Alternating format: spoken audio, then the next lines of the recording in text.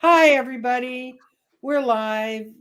Danny and he had to do a computer switch because if you have never watched Danny's channel, which I can't imagine how you could have avoided that, he has a small problem with StreamYard. And I have a small problem with Zoom Live. So we're doing it this way today, kids. So, hi, Danny. Hi, Nancy. Hi, everybody. Hi, Karen. Teresa. Teresa. Miriam. Helene. Miriam is actually teaching a elementary school PE today, so she's going to join us this evening and hear about all the stuff that's going on.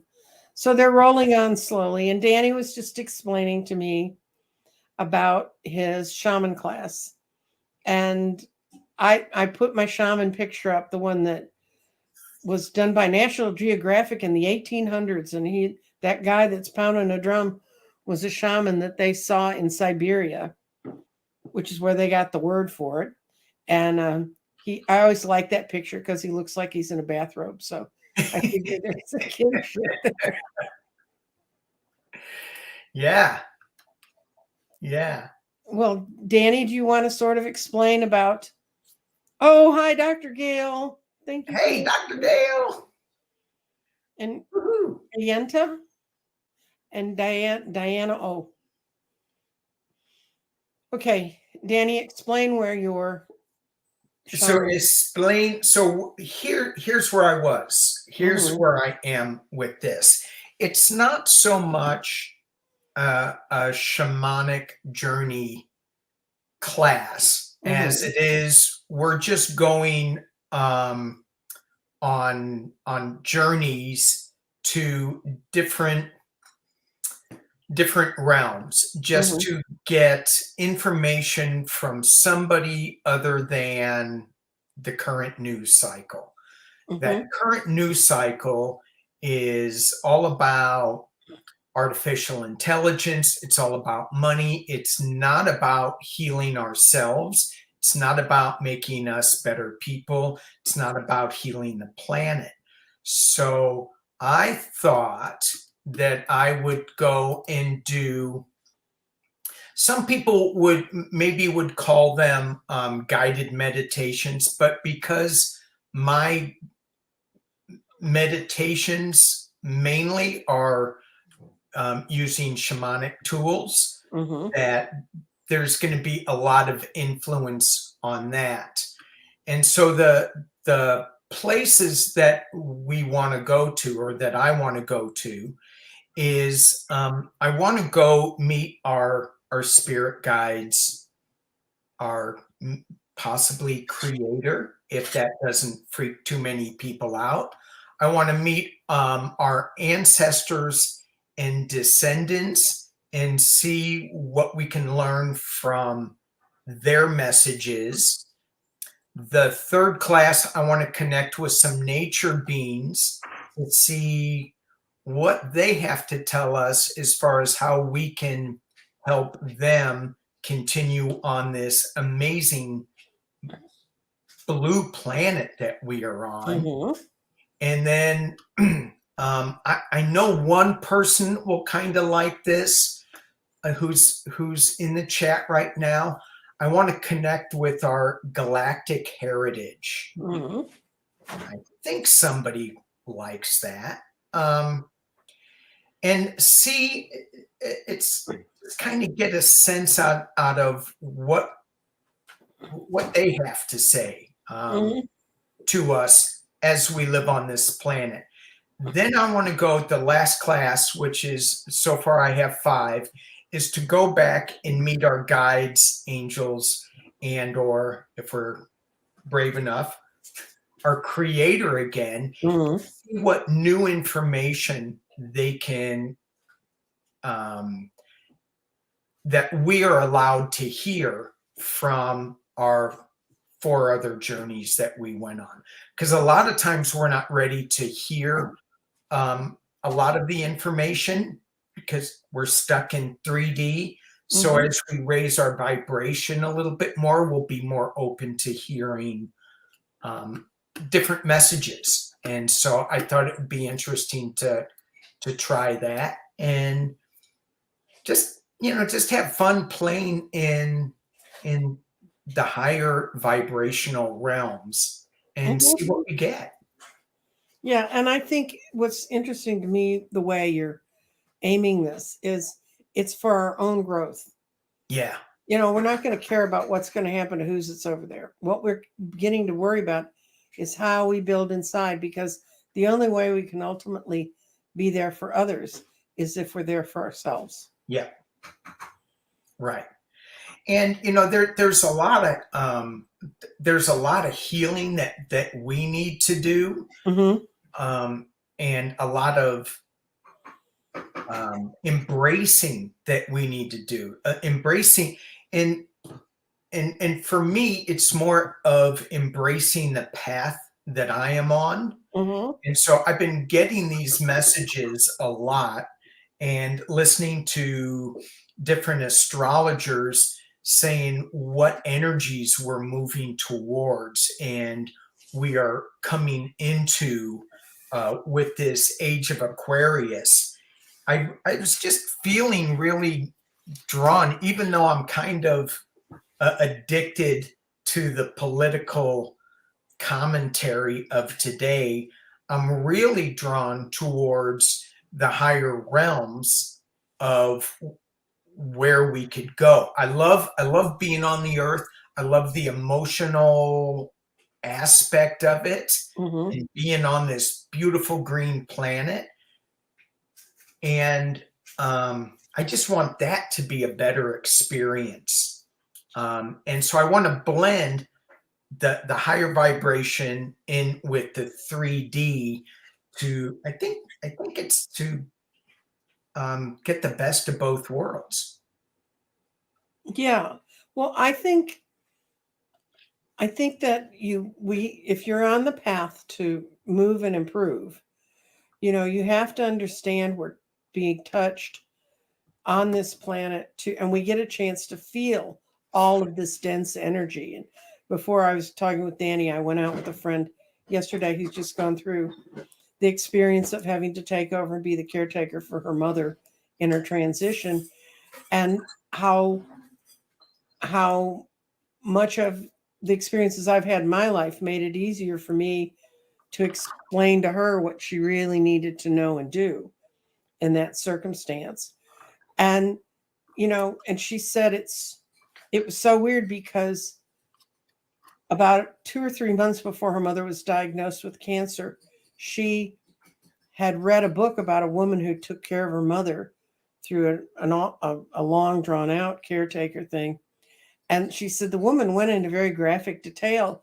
And Vicki kept saying, this isn't the kind of book I usually read. Why am I reading this book? Well, she found out, So she and I were talking about synchronicities. And I think that for each and every one of us, I'm going to pull something up on the screen, Danny. This is something Danny and I worked on. And you can get this if you go to my website, crystaldirections.com. And there's a resource folder, and you can pull this down and print it at home. But Danny and I worked on some shows on pendulum, and it was real interesting to get into that energy. And what's over here in the corner, the little triangle, and I can't get it any better for you guys to see it. But this is a frequency chart, and the closer you get up here, the more you are in this 3D world, but working with those energies, these higher frequencies. And you can, if you're clever, you can figure out how to use this chart to check your frequency. So this is another way we can check in with ourselves. And it's another resource that we kind of co-created to get us where we need to go. It also has the important questions on the bottom of, do I have permission to dowse? Is my higher spirit with me? And am I protected? Because that's really, especially with dowsing, I think that's a really important energy. And I've been doing more dowsing. I got some really cute little pendulums. I found this, I read this article on Egyptian pendulums, Then, of course, I had to go find some. Like cards, there's never enough. But the difference in an Egyptian pendulum is its shape. There are 3 of them in one bag. And as you all know, when you put these little chains together, they never behave. So do you have to speak a different language? Like when you're saying, do I have permission to douse? Do you have to say that in Egyptian? No. Okay. But that's an Egyptian. And what's different is it has this really pretty pointed thing. And this set of 3, and you can go make you big, make you big, make you the whole thing so that you can see that. Okay. This is the one that's crystal clear, and actually it has an inclusion in it. It's pure quartz. And nice. Then this is the one that's interesting when I'm out talking to Hogarth, my tree, because it's made out of wood. Oh, cool. And then this is the one, this is the other reason I want to get this set. This is metal, and this sucker's heavy. So if I'm out walking, following the ley lines that I found out in front of my house, I can carry this one and the wind's not going to blow it. Yeah. And so I'm going to be doing some more shows on pendulum work, which kind of goes along with Danny's energetic work. Because that's what geobiologists use to track Earth energies. I'm going to make us even, Danny. Okay. Thank you. Yeah, good. I was feeling a little small. Because I think when you hold a pendulum in your hand and it swings in it, you can feel the energy that's flowing around us all the time. Right. I can feel it in the cards, but I'm not really sure how to explain that to people. It just is there. Yeah. And I'm working more with the elementals now and trying to follow, because they use the ley lines to move around the earth. So I've got a little bitty alley of elementals going around my back, and it's very powerful energy. I've been screwing around with this stuff really all my life, but really since the age of 12 is when I started doing cards. And I'm pretty much protected and, watched over and know how to control it. But I walked out there and I got such pains in my legs. The energy is so intense out of those ley lines. So, okay. Somebody wants to know the 3 questions we asked Danny that we have on the sheet. And it's that, do I have permission to douse? Which is douse is a word that you use for using pendulums. Am I aligned with my higher self?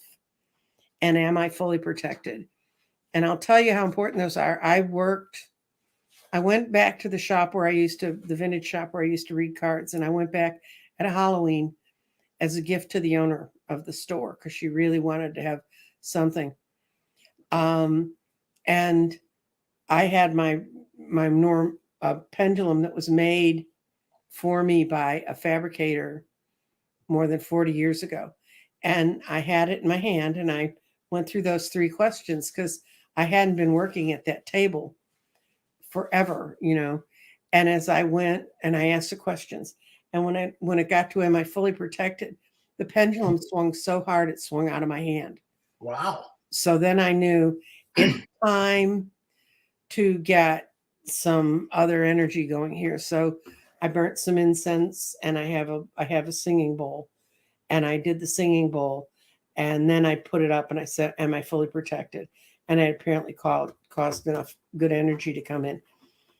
The vintage store taught me a lot about how things can hold energy, and then how that energy then can leak into what we're doing. Right. So, and even in my own house, I have so many crystals. I can't begin. I'd be spending from one full moon to the next one to drag them all outside and get them in the moonlight. You do crystals? Yes, I do crystals. I didn't know that. You know that, Danny. Where were you on New Year's Eve? I know. I'm kidding. Yeah. So, and I think that those 3 questions are key. Really important with any kind of work, just not dowsing. You can do it with cards. The other night, I had this really crazy weird dream, and it was a little on the disturbing side. Not that I can remember what it is, but it was. I went through those questions again, and I got to know that I wasn't fully protected, and so that's when I wrapped myself up in a cocoon of white light and did all that, and said some prayers and stuff, tapped in, and then I was protected. So it's weird. We can let our guards down and not even know it. I know. So I find that happens to me when I'm tired, when I'm, and I actually brought something home with me from a haunted building once. And that was kind of an interesting, I realized it was in the building with me, and it had been there a week. My cat would not go in the bathroom and hissed at it and was just very upset with me that I wasn't seeing what she was seeing. If she ever acts up again, I'll know. So it pinned me to the bed, and I thought it was just a bad dream, kind of like you were saying, Danny. It felt like a bad dream. Well, when I got to get in the elevator in the building where I was living at the time, I looked at my arm and I had handprints bruising my arm. And I went, okay. So I got to the car and I called my daughter, who's up in the unit with this thing. And I said, honey, you know where the sage is? And she said, what's going on? I said, I think you need to really sage the crap out of our house. So she did under all the cabinets and did it. She knows how to do it the right way. And she said, it was in your bathroom, man. It was a real mess, And then when I told her what it had done to me, that it had bruised my arms. And this had to be one gutsy ghost, because I have a wall of crosses in my bedroom. Literally, from all the trips I've taken around the world, I've collected these crosses, and it's a frigging wall, right? And it was in that room with those crosses. So yeah, it's so cool. I think, I grew up in a place where my mom would say, yeah, your grandfather listened to astrology. And I go, okay, that was it. But you're raising your kids. Go up and get the sage and sage the crap out of the house. We need it. Okay, Mom, got it. I'm on it. And she goes and does that. That is so cool, because she's like one step up. I mean, probably a lot more steps up than others. And I just, if we were all in that place, I think we would be so much better off. Well, it's not just that. It's not. When I went through a long, drawn out child custody case, which I'm not even going to get into, they really picked on my reading cards. And they actually had an interview with my oldest son. And he said, well, what does your mom do? Well, she sews, and she's a real good cook. And yeah, sometimes she reads cards. I mean, to them, it was just part of what your parents did. Yeah. It wasn't some weird, we have a cauldron in the back alley and she's out there cooking in it. I never did that kind of stuff anyway. But protecting yourselves is really important. And when I work with people and I see they've got a thing coming up, someone just said they brought an Irish ghost home from Ireland, and her dog and her husband were not amused. No, they're not amusing things. When you get energetic attachments, it's not amusing. We laugh about it now, but. Well, was it a leprechaun ghost? No, I think she got a scythe, a S-I-D-H-E, a scythe, I think they're called. But, Ireland's a great place because the people in Ireland still are true believers. Yeah. And that's what keeps them here. It's like, that's why they see the fairies and the gnomes and the, and all the elementals that I work with. I actually read a guy's PhD thesis from 1917, and he'd gone all over the place where the elementals were very rooted. And a lot of what they say about elementals sounds a lot like when I read about shamanism. And the people there really believe in him. And so they see him because they believe in him. Yeah. They went underground, and we don't see them as often as we should. Although the more I work with them, the more I can feel them in the space. Yeah. And of course, now that I go out and talk to Hogarth, who finally came back from going down in the roots of the tree, he's back up. And, you know, and if you get in the aura or the energy of a being like that, that's part of the nature beings, it's so warm and wonderful. It's the kind of thing you thought you might get at church if you wore the right dress and had the right shoes that matched, you know? Yeah. Or if you wore the right dress to church, Danny, in your hometown, it would have caused talk. Well, you know, maybe. So one of the things that you said too was about synchronicities. Yes. And for me, there are things that it's really important to pay attention to those synchronicities and what you're thinking at the time. And with those synchronicities, with those feelings, with all that stuff, we open our awareness more and more. So like when we're going to meet, and say the intention on this journey is to go meet an elemental, meet a fairy, meet somebody, a nature being. And the first time you do it, you go, well, you know, I kind of felt something, you know, and then you look at the clock and there's 111 or something. I mean, those things that you pay attention to and you just become more aware of. And sometimes they don't make sense to me, but I'm aware that they are presenting themselves to me. And just that awareness allows for you to open up bit by bit by bit, so that pretty soon you're just not thinking you feel those energetic beings, but you're actually feeling those energetic beings, which leads to possibly a visualization of those beings. So we have a hard time letting go of the 3D. Well, I do anyway. And so when I let go of it, it's in little steps and increments. And it's been amazing. You mean like Cecil, my dragon? Hi, Cecil. That's what Danny and I are talking about. Yeah. Yeah. Cecil agrees. So it's you know, it's all these synchronicities, and we get called on for something and it keeps repeating itself. So this getting away from on my channel, getting away from just politics all the time. Even though I do my Sunday with spirit, it was like, should I even do more of that? And so that kept coming in, and then this class. And so it was just like, this is a time where sometimes you have to be the fool and just take a leap of faith, jump off the cliff.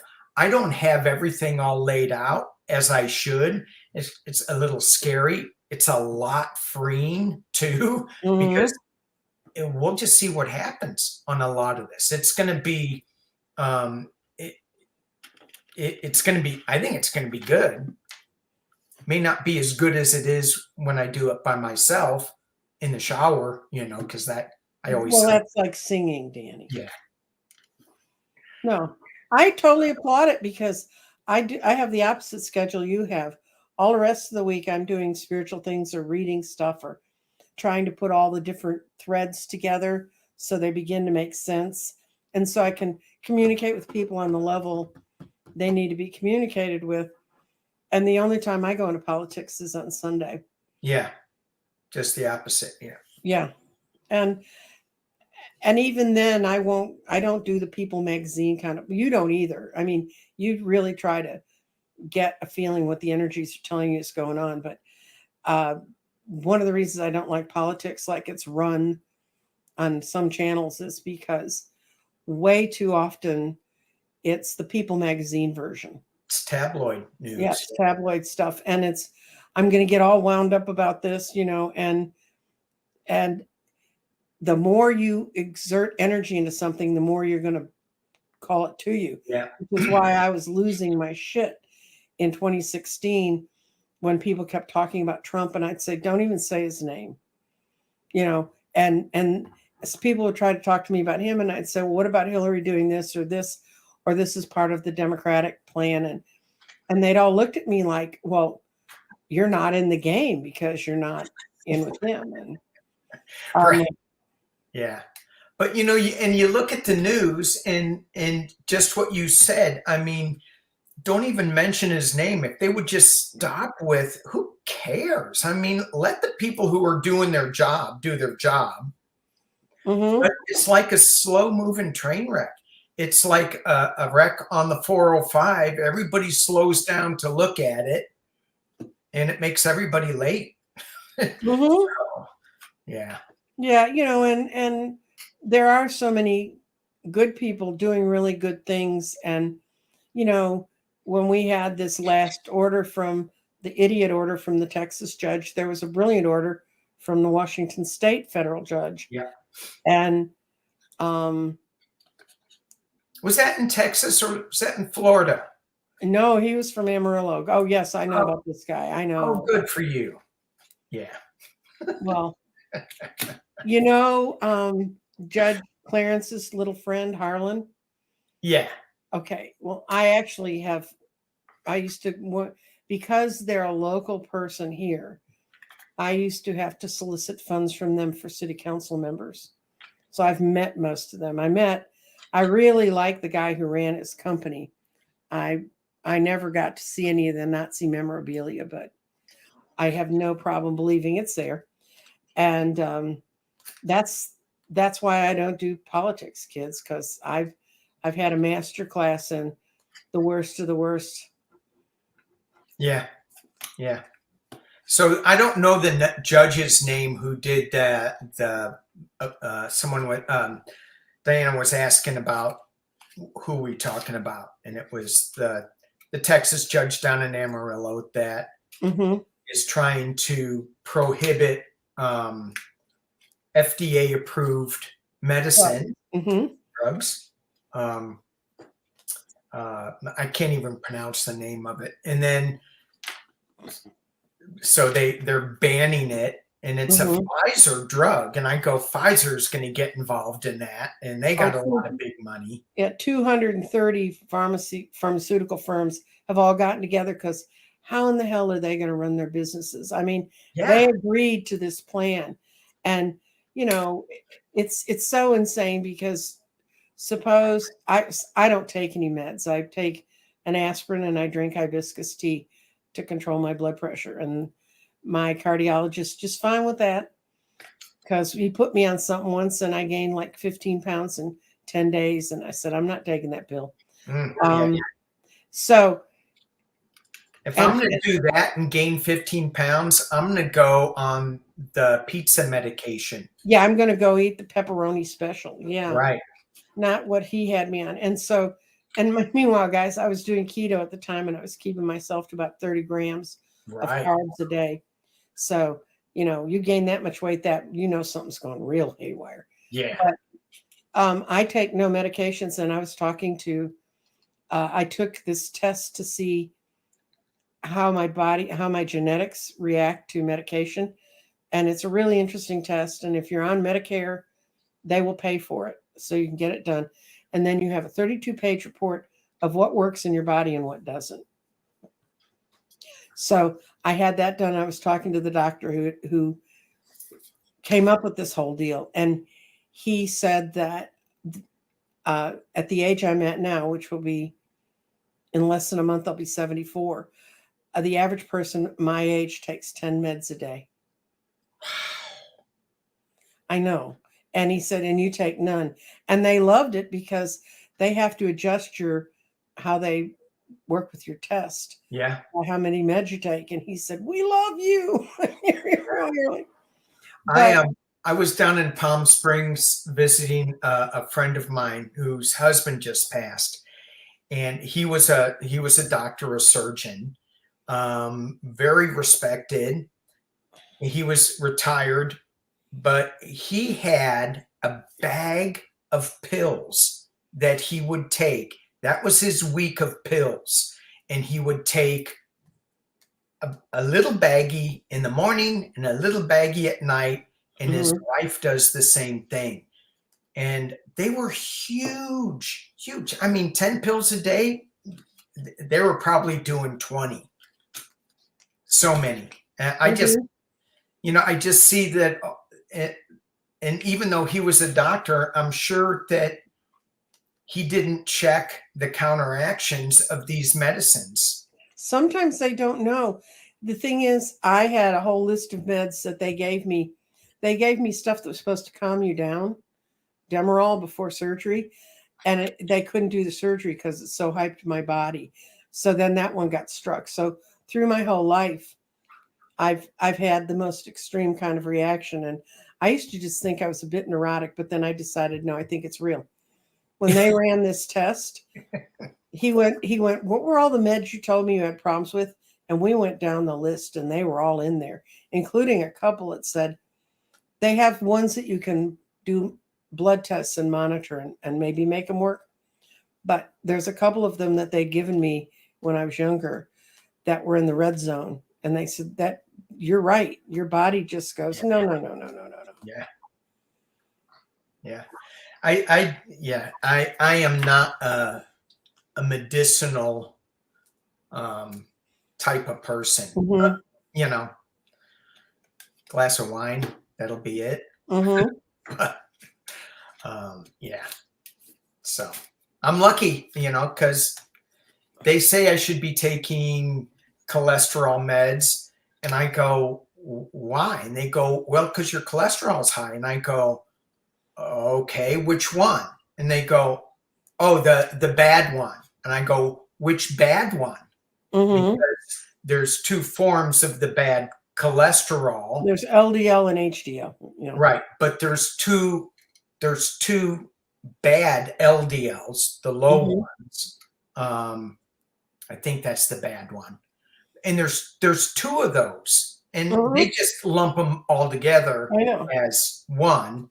And I go, well, isn't cholesterol, doesn't that like patch little holes in your arteries and veins? They don't know any of it. Well, it's the one that gets me was the first time I had my arrhythmias that they got bad enough that I finally went to a doctor and said, I have these things. I've been doing it since I was a kid. My heart just races. What do I do? So the first thing they did was they trotted me off and had someone look at my carotid arteries. Because sometimes if you get a main artery that's getting blocked, your body will do that. And the guy who was the doctor, the cardiologist who was evaluating it, he called my doctor and he goes, okay, this woman was morbidly obese. And that's true, guys. I'm still a little pudgy, but I was 312 pounds. So I'm not as pudgy as I was. And he said she was morbidly obese for nearly 30 years. And, she's this age. And of course, when my hair is purple, I kind of don't want to ask. And he said her carotid artery was cleaner than a baby's. He said there was no plaque anywhere. And they even went and scanned down here too. And he said she has like no plaque in her body. And my doctor said, well, I don't doubt it because she's got, well, the blood tests they did on me said that I lucked out in the gene pool. I have the gene that wipes cholesterol out, won't let it build up in my vessels. Yeah. But, for me, my dad had high cholesterol and he lived till 93. I go, if I live to 93 the way he did, I'm okay. Yeah, I will, and you kind of got to know your own body. The one that freaks them out every time is my triglycerides are sky high. And not to bore all these poor people with all this medical stuff, but the sky high triglycerides are usually a precursor to being diabetic. But my mother's were sky high. She never had diabetes. Her brother, who had sky high triglycerides, he did. But, you know, and so I'm like, well, then test the blood sugars. And I have an AC1 that's enviable. So, you know, I'm like, I'm not going to worry about it. Yeah. Yeah. You know, it's interesting that, you know, when we grew up, it was trust the grown-ups in the room, trust the doctors, the lawyers. And now it's like you've got to question them all, because the main thing with doctors, and not to go but they get their training from the pharmaceutical company. They don't get it from nutritionists. And it's, if you eat right, healthy, clean, without the chemicals and pesticides if possible, that's the best medicine. And to eat real food, to eat real, you know, I remember in the 70s when all of a sudden we had to eat margarine because, you know, cholesterol was in bacon, and it was, you know, and anyway, that's how I got to being 300 pounds. And it's when I went off eating all the stuff they said, and started eating eggs and butter and stuff I'd really wanted to eat all that time, that I knocked off 120 pounds. Yeah. I did a show when we reached 199 and took a picture on the scale of my 199. I was so happy about it. But you know, I just, the other thing about cholesterol lowering medicines, the stuff that's in the medicines that they're trying to wipe out of your bloodstream, that's what actually feeds your brain. And I had a friend that they don't prescribe statins in Europe unless they absolutely have to. I mean, there are some diseases that it's required, but they consider that the leading cause of dementia in America. Yeah. And I'm like, you know, unless the little fat globules are climbing out of my skin, I'm not going to worry about it. So you said something about eating real food. Pizza's real food, isn't it? If you make it with cauliflower crust or chicken crust, yeah. Oh, for God's sakes, no. No, you're wrong. You're just wrong. Well, you're an active guy. You can probably eat the wheat. I'm active in my chair. Well, you keep moving your feet. They opened up two bakeries recently here. One is Ancient Grains. It's really healthy, really thick. It's really good. The other is more like a French bakery, really airy, and that's bad, because I like that. Bread is bread, sugar to me. You know what's really bad, Danny? I was a chef's apprentice in the pastry kitchen. I can make all that stuff that they're wooing you with. Yes. And I had enough of it. I don't really want to eat it anymore. But I really do like, if there's a place that has good, really good, made the right way French bread, I'll do it. Yeah. I mean, I'll break down. And so you were a what? A chef's apprentice in the pastry kitchen. Would you ever go on Hell's Kitchen? Oh, hell no. No. I'm not. The problem, what I can't do is, I could when I was younger, but I can't keep all those recipes in my head. And the chef I trained, my head chef was German, and my sous chef, the second one I was training under, was French. And it's really true. The German would frost the top of the cake first and then do the sides. The French would do the sides of the cake and then the top. I mean, and whoever I was working with, I had to do it their way. Yeah, of course. And I would make, and the thing is, when you make it in the it was for a major hotel. So when you're making it the quantities, we had to make it every day to keep all of the restaurants with all of their baked goods. It's not food anymore, you know? Right. And I really enjoyed it and I had a great time doing it. But I think about the things I made for people, but that's where I learned to use like real butter, and I learned how to spin sugar. I learned, the thing in the cooking shows when the baking, they go, today we're going to do a croquembouche and everybody freaks. I had to make one every day and spin sugar on it. Make spider web all around it. I mean, I did that. I can do it. It's not that I couldn't, but I could eat like one piece and then I'd be in the corner because it's another one of my weird jobs. It's thinking back on all the weird jobs. That's it's a crazy journey. And Danny's going to take you on another crazy journey, right? Oh yeah. How can they sign up for your class?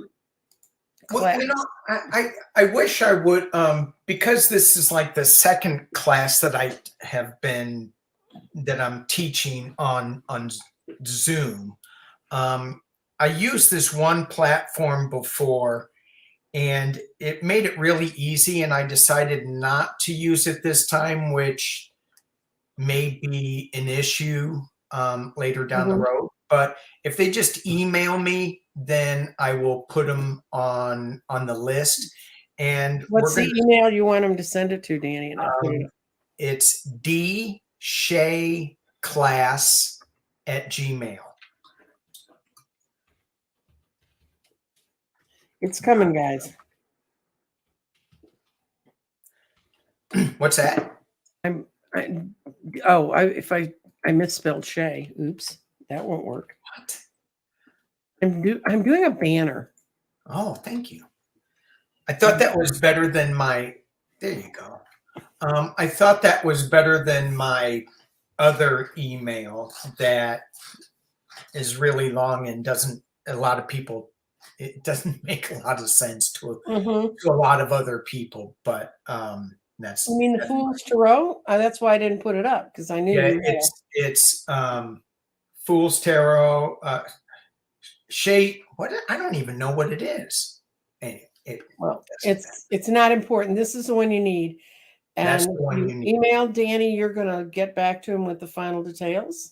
Yes. So, and where it is right now is, hang on, where are you?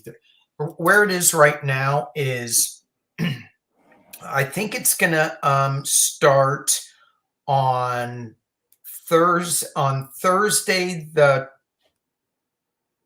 27th. And it's going to be on Thursdays and Saturdays, because some people could do Thursday, other people can do Saturday. It's going to be recorded, so you can join in if you can't make a session. And so one week it's going to be Thursday, the next week it's going to be Saturday. I may be making it too complicated. We'll see, but it's going to be really, really free. It's going to be about an hour. It's going to be kind of loose, kind of free formish. We'll start off with setting the space up, sacred space, bringing in the protection, the white light, making sure everything is for our highest and best good, and bringing in all our ancestors, and then jumping into this time stream and take a little boat ride down the stream and see where it ends up for us. Then we'll do breakout rooms and talk a little bit about the experience and try to get more information from, maybe do a little psychic stuff along with it too. So we'll see. Well, it's kind of like if you're going to make a fruit salad and everybody's bringing a different fruit and you mix it all up, it'll taste good. Yeah. And each time you do it, it's going to be a little bit different, and that makes it even more fun. Right. Right. So do you want to pull? I'm going to pull a card for the group from. Okay. We took Danny away from his regular table so his computer could stay hooked up.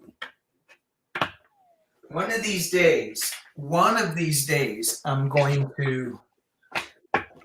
I was about ready just to pull the plug. Just go out and buy a computer.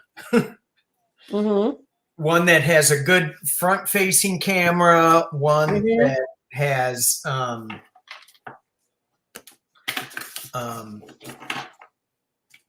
the plug-in for the port for the. Because my Apple Air, it doesn't have any ports. So I know. Apples. I know. Apple people get into what they get into. I am an Android person. And I have so many computers. So I have this one. I have that one back there. I have another one over there. And they're all so old. I mean, they don't, the software doesn't even update anymore. I go, that's true. Then you're in a bit of a bind. Yeah. All right. Well, I pulled the card of Bison. Oh. I think that's cool. And the definition on bison or buffalo, is feminine courage, abundance, knowledge, generosity, hospitality, sharing work, courage, strength, challenge, survival, and giving for the greater good. And it says, native tribes on the plains of the United States revered the buffalo as sacred. The animal fed, clothed, created tools, and was medicine for the tribes. The people honored the buffalo for its sacrifice for the good of the tribe. Every bit of this animal was used. Any waste of any part would be as much of an affront as to sacrifice the animal. This was an affront to the sacrifices this animal had made for us. If you're being shown that abundance is all around you and that you also have everything you need, keep yourself in the energy of gratitude, honor every aspect of your life, be grateful for everything you have, and you will stay in the sacred energy and gratitude of the bison. Alternately, this totem can also be reminding you that you need to stay grounded in your work and toward the greater abundance. Your path towards success is equally as important as the goals you wish to accomplish. So how you behave on that path is equally important. Yeah. So I think that's a good thing for us to look at when we're thinking about going on a journey. Sure. Absolutely. Yeah. Yeah. Yeah, that's a great card. Thank you. And Diana wanted to know, is class in April or May? It's in April. It's going to be the 27th. It is. The Thursday is the 27th. I looked on my calendar. So the card that I pulled Work Your Light, which has no animals in it at all. And it's interesting. I got this is kind of like the Tower card, and it's the crumbling, and it is what are you clinging to? And when I thought of it, doing this, it was because I was clinging to the artificial news that I was investing my time and energy. And so I wanted to let that go and get more into a different space. I've been thinking about this. When we go into that small, huge, quiet place, there is no pain, there is no hurt, there is no it's almost like you're stripping away some feelings and you're just there. And I may not be articulating this right, but we're a lot lighter. We're not on the 3D planet, and so many of us want to just go there all the time. Mm-hmm. We're here on this beautiful planet, and it's really for me, it needs to be such a blending of it. And this card to me with the wildflowers in the center, just the beautiful colors and the two pillars of dark. It's like, let's not focus on the dark. Let's focus on the center of in between both worlds in the beautiful place that we're in right now. And we can be in both worlds. So well, good. Being in gratitude, of course. Yes. And for the person who wanted to know about the picture of hyacinths that are behind us, those are not hyacinths. Those are bluebonnets. That's a state Texas state flower. And it's a really small little plant. You'd be surprised how tiny it is. But that is, if you're driving on Texas highways right now, they're in full blossom. And it just, blue hills just rolling away. Wow. And then they'll turn into Indian paintbrush. They'll turn into a bright yellow orange.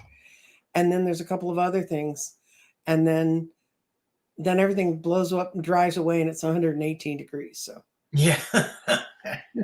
So you go like this.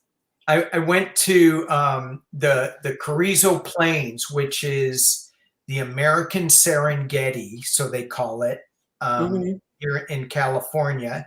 And we did get to see bison, a herd of bison, which I thought was very unusual and surprising. But the hills, just like what you're showing with those bluebonnets, had, I don't know the name, there were yellow, then there were the California poppies, the orange poppies, and then there were purple, and just rolling hills. And it was just, they're just so gorgeous. And now that'll last for 2 weeks, and then it'll be 110 and turn to dust. Well, no, it held the soil in place for a while. For a while, yeah. Yeah, and to some extent, we are all going through tower moments. We're letting go of family members. That we have a couple comments of people who feel they've lost their family members to moments. And all you can do is be the best you can be a beacon of light, and see what happens, because the rest of it doesn't. It doesn't help. Well, and it feels like to me that, you know, and one of the things that I was listening to, or that I heard, was that, you know, we have such judgment on so many things, and it could be our family members, it could, whatever, where it's, oh, you guys are on the wrong side. And I'm finding that it's more of just acceptance. It's just like, well, that's who they are. Just, you know, I hope they accept me. They you know, one day they will.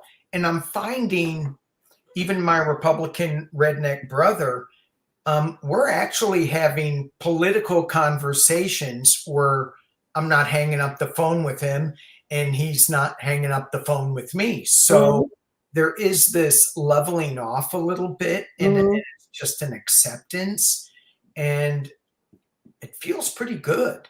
I wish it'd be a little more, less, but that's a judgment again. So I'm just going to leave it at that. The acceptance is probably the better way to go. Well, I think we just need to give them the dignity of having their own life, like you need them to give you the dignity of having yours, without sending you literature and strange pictures and you know, it's a crazy wire to walk, because it's hard. Anyway. Well, I think it's part of learning to be who we are and not trying to adapt to them. And you're trying to adapt to them when you're trying to educate them to be you, and it's just not going to work. You Right. be you, and let the universe take care of the rest of it. There you go. I have enough trouble just being me, and it's taken me this long to figure that out. So anyway, I want to thank Danny so much for coming and visiting and chit-chatting. And thank you. And next Tuesday, I will be running a more normal, not that you're abnormal, Danny, but a more normal. You kind of implied that a little bit. No, a little bit in there. We're going to have a more normal show where I'm going to answer questions, and I'm going to pull out all my bag of tricks, the pendulums, the garden, the cards, whatever works. And on the 19th, I do believe I'm doing past lives with Dozen Cats, and she was in the chat. I don't know if she still is. I had thought it was the 20th, but no telling with my brain these days. And so that's kind of where we're going with things. And I'll be on with Scott on Sunday. All right.